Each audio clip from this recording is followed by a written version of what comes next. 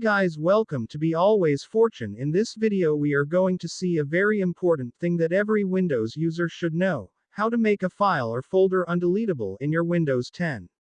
It may be very useful to some users, especially if you have something important on your computer. For example, a document, some top priority files, family photos, or even your important work files.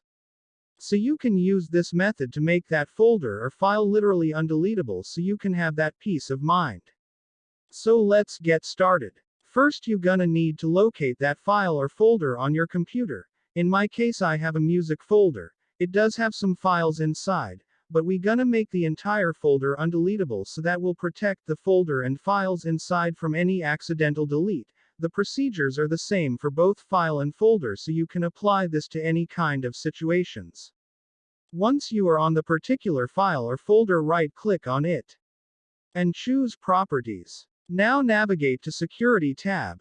Now come down here and click on Edit, and you will see this new window. Now in the Group or Usernames section, select System. Now click on this first box, which is Full Control, which is deny the permission to all the things you can do to the folder or files. Now again go to Group or Usernames and this time select the second one.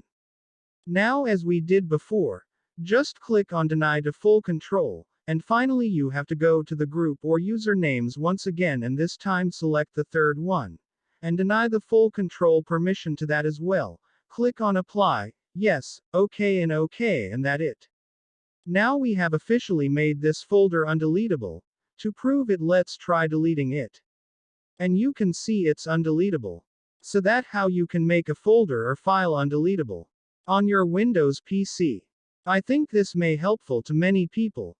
This is for today's video. Like if you liked, subscribe if you loved. See you soon with another one. Have a nice day.